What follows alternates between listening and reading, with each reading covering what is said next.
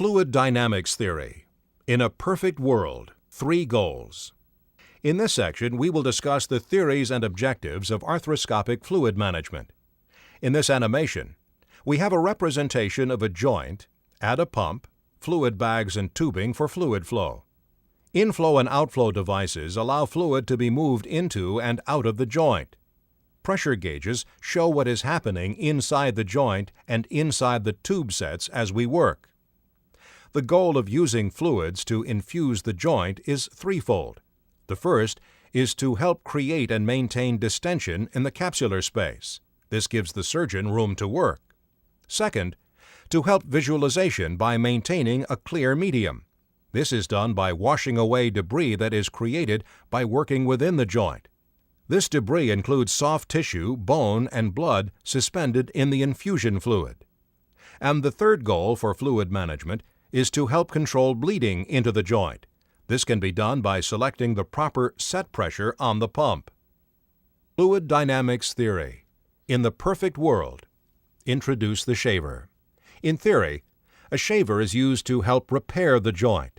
A shaver works by cutting tissue and bone and removing it by means of suction along with some of the fluid in the joint.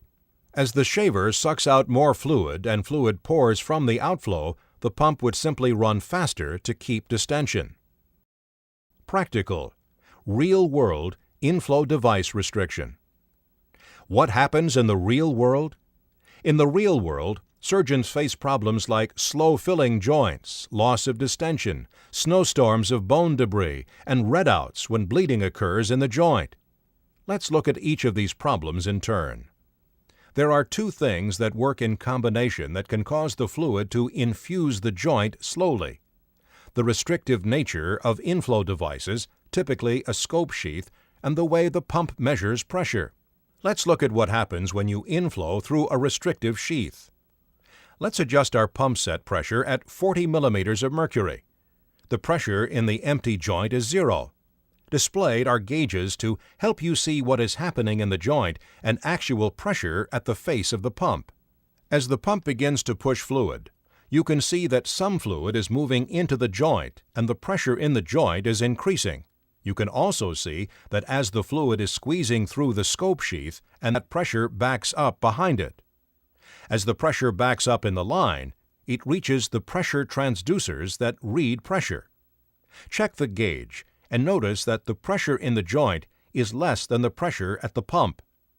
The pump reaches 40 millimeters of mercury set pressure and stops, but the pressure in the joint is still only 20 and has yet to achieve full distension.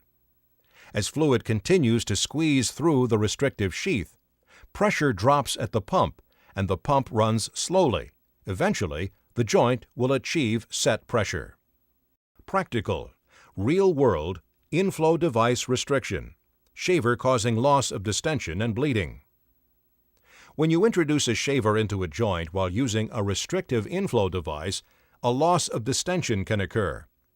When the shaver suction is opened, the fluid loss through the shaver can be considerable.